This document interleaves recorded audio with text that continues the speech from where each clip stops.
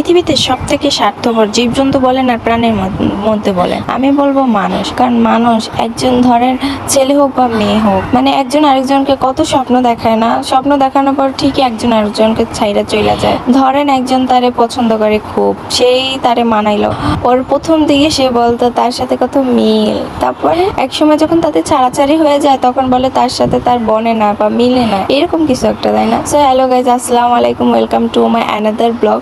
তো আমি আজকে চলে আসছি আমার নিউ একটা ব্লগে অনেকদিন পরে। তো ঘূর্ণিঝড় রিমালের প্রভাবে আপনাদের কার কার এই অবস্থা হয়েছে বলেন? বাসার সামনে কার কার এরকম হাঁটু সমান পানি হয়েছে? 40 টাকা রিক্সা ভাড়া 80 টাকা দিয়ে যাইতে হয়, বলেন কি একটা অবস্থা। তো যাই হোক, আমি আজকে চলে যাচ্ছিলাম নিউ মার্কেটে। তো আমার সাথে কি কি হয়েছে আমি আপনাদের সবকিছু শেয়ার করব। এখানে আমি চলে আসছিলাম আমার হাজবেন্ডের দোকানে, তো তার সাথে যাব আমি, এই জন্য দোকানে চলে আসলাম। আবার আইডি কার্ডে একটু কাজ ছিল, সেই জন্য আসলাম। তো দোকানে কাজটা শেষ করে আমি ভাবলাম দোকানে একটা ভিডিও করে নিই। তো দেখেন আমাদের মানে আপনাদের যদি সায়েন্টিফিক ল্যাব জনিত কোনো প্রোডাক্টের প্রয়োজন হয় তাহলে আপনারা আমাদের সাথে যোগাযোগ করতে পারেন। আর এখানে যত ধরনের কাজের জিনিসপত্র আছে সব আপনারা পাবেন ল্যাবে। তো এখানে যে সাপের এক্সাম্পল, আমি অবশ্যই এটা ঠিক মতো নাম জানি না, যেটা মনে হলো সেটাই বললাম। আপনারা কি কি দেখছেন? আমি তো এইগুলা স্কুল কলেজেই দেখছি।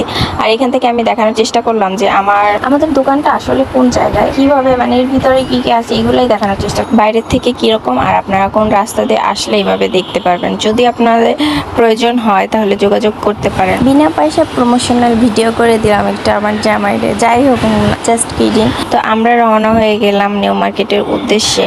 আর এইখানে যাওয়ার পথে আমার কিছু কিছু মানে রাস্তা আছে এত ভালো লাগে, সেগুলো আমি একটু একটু ভিডিও করে নিলাম। আর আমি আমার হাজবেন্ডকে বলতেছিলাম, দেখছো আমি একটু প্রমোশনাল ভিডিও করে দিছি তোমাকে। আর যাই হোক, সারাক্ষণ বাসার মধ্যে থাকলে বোঝাই যায় না যে মানে দেশের পরিস্থিতি কি বা রাস্তাঘাটের কি অবস্থা। তো আমি সবার জন্য দোয়া করব, যারা যারা এরকম বন্যার যাদের অনেক ক্ষয়ক্ষতি হয়েছে তাদের যেন আল্লাহ একটু দেখেন। এর থেকে বেশি কিছু বলার নাই। আর আল্লাহ মানে আমার সামর্থ্য হলে আমি তাদেরকে অনেক হেল্প করতাম, আল্লাহ যেন ওই সামর্থ্যটা আমাকে দেয়, আপনারা দোয়া করবেন। তো আমি এখানে নিউ মার্কেট যাওয়ার পথে বিশ্ববিদ্যালয়ের সামনে যে রাস্তাটা, এই রাস্তাটা এত সুন্দর, সবাই মিলে যে গল্প করে, আমারও মাঝে মধ্যে মনে হয় যেন আমি এসে দাঁড় করে আমি একটু গল্প করি। যাই হোক, যে আপনাদের বললাম না আমার সাথে কি কি হয়েছে। আমি যেদিন মার্কেটে যাওয়ার কথা বলবো কেউ মনে থাকবে না যে কি বার ওই দিন। তো যাই আমি সবসময় মার্কেট থেকে ফেরত আসবো। তো ওই দিন মঙ্গলবার ছিল, আমি মার্কেটে যাইয়াই পুরো ফেরত চলে আসছি। মানে একেবারে যখন মার্কেটের সামনে গেছি তখনই মনে পড়ছে যে আজকে মঙ্গলবার। তো কি আর করার, ওই যে কথাই আছে না, বেশি বাতাস খাইতে খাইতে উড়লে যা হয় আর কি। এখন কি আর করবো, মাথায় হাত দিয়ে বসেছিলাম। তারপরে যাওয়ার সময় এখন এইটা মনে পড়লো, একটা জয় বাংলা বলে আগে বাড়ো। তো আসলে ওই কথাটা ঠিক, আসার পথেই দেখছিলাম, ফিরে আসার পথে। তো এই কথাটাই ঠিক যে জয় বাংলা বলে এখন আগে বাড়ো, বাসায় চলো, হাই মেরা কিসমত। তো ওইখান থেকে আমি চলে গেছিলাম ব্লাড টেস্ট করতে একটা হসপিটালে। এখানে আসার পর কিছু কিছু মানুষের কথা শুনে না পুরো অবাক হইলাম। রিসেপশনে আমার ব্লাড টেস্ট নিয়ে মানে বিল টিল পরিশোধ করা হচ্ছিল। এখানে কিভাবে রক্তগুলা নিচ্ছে দেখে না, রক্তরও মনে হচ্ছে যেন আমার শরীরের মধ্যে আর থাকতে ইচ্ছে করতেছে না। আমরা যখন হসপিটালে ভর্তি থাকি তখন মানে যে হেল্পিং হ্যান্ডরা থাকে ওরা তো আসেই সেবা করার জন্য। দিন শেষে যাওয়ার সময় দেখবেন বকশিসটা নিতে ভুলবে না, কিন্তু সে একটা পানি খাওয়াবে এক গ্লাস, সে পানি খাওয়ার হিসাবটাও সে করবে। একজনকে রাইকে বলতেছে, দেখ দেখ তুই পানি খাওয়াই মানে বাথরুম করে আসলি না মাত্র, আমি আবার পানি খাওয়াই আসলাম। মানে মানুষের কি একটা বিবেক, একটা মানুষকে পানি খাওয়াইছে